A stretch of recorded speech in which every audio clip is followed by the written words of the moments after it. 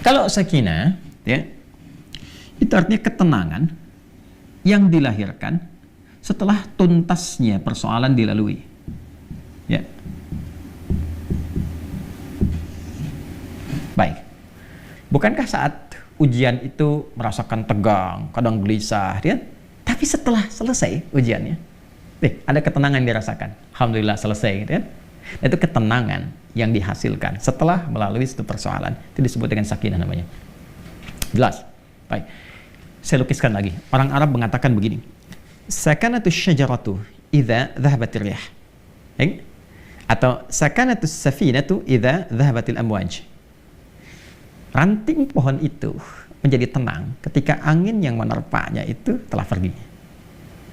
Atau mereka mengatakan kapal itu menjadi tenang ketika ombak yang menerpanya itu telah pergi.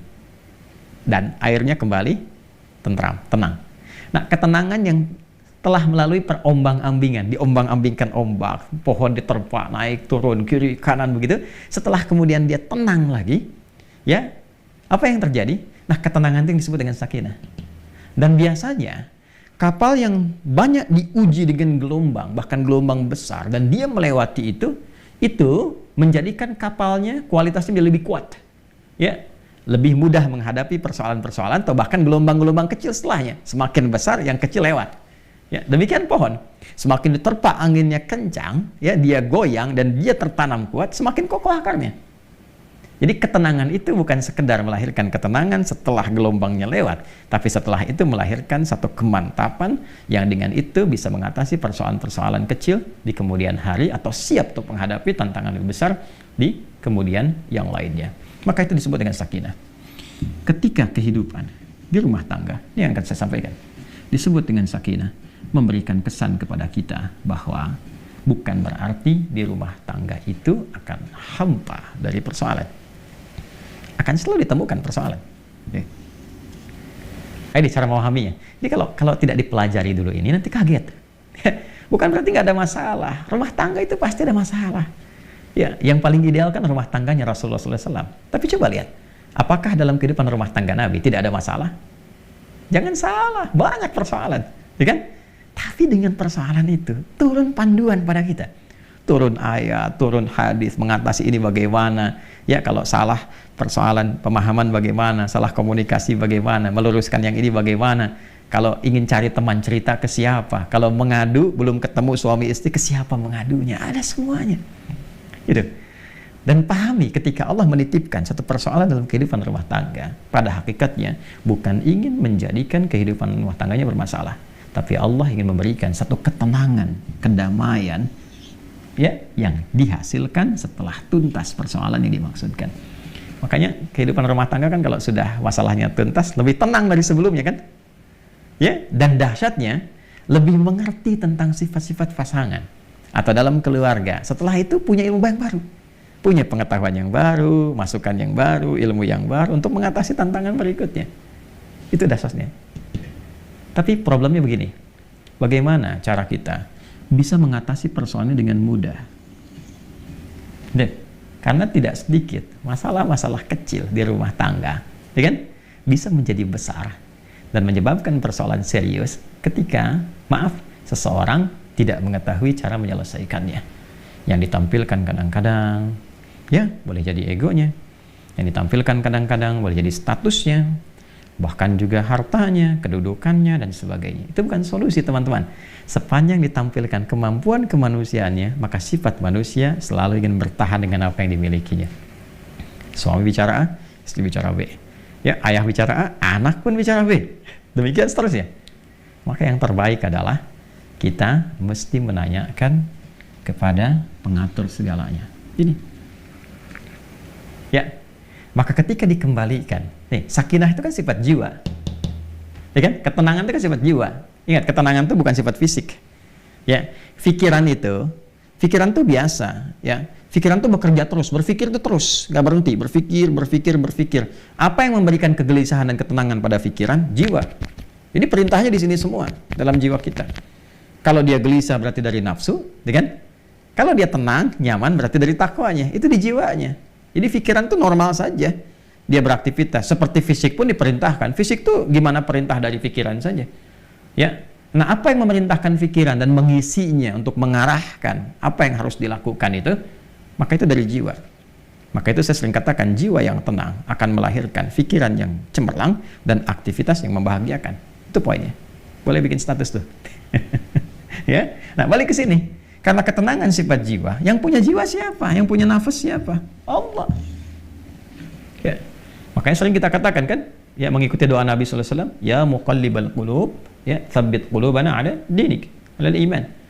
Wahai Allah yang mengetahui keadaan hati kami, gitu kan? Yang membolak-balikkan hati, yang memberikan kedamaian pada jiwa. Berikan kami kemantapan dalam jiwa kami untuk menaati ketentuanmu, untuk beriman kepadamu, untuk konsisten pada dinmu. Ini poinnya. Nah, sekarang bagaimana caranya kita bisa belajar untuk menenangkan jiwa sebelum menghadapi persoalannya? Ini poin besarnya.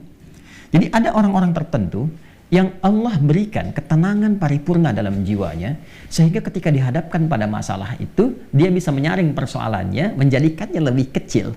Dan yang paling dahsyat, jadi ringan masalahnya sebelum dihadapi. Bukan nggak punya masalah. Boleh jadi masalah yang sama, bagi orang lain besar, bagi dia tinggal senyum selesai. Itu poinnya.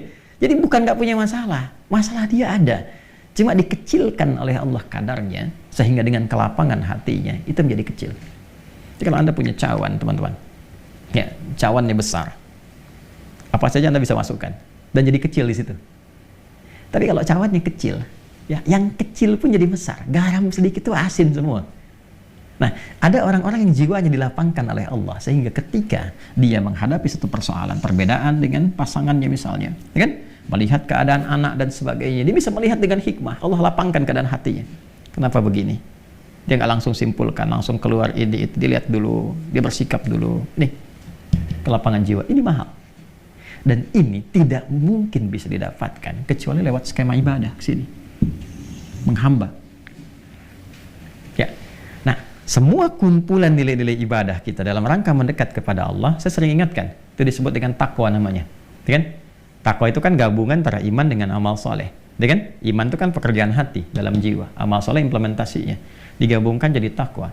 Seseorang yang membangun kehidupan rumah tangganya dengan nilai-nilai ketakwaan. Ini, dia bangun dengan takwa.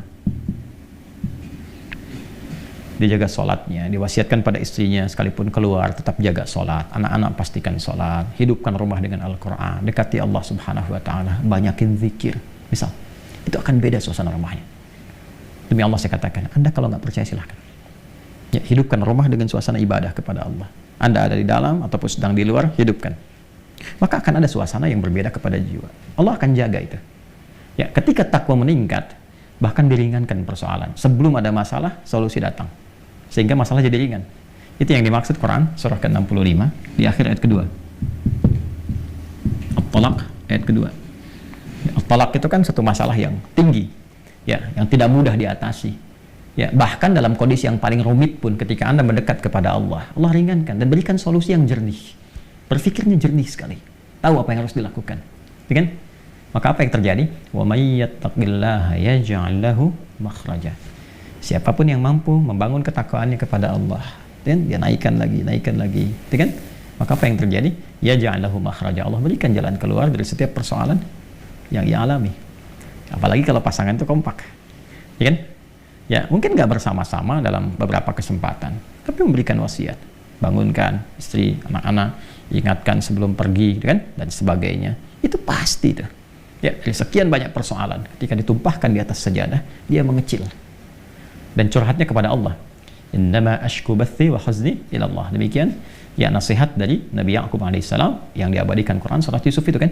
Kalau mau curhat ke Allah, sampaikan. Dan akan cenderung bahagia.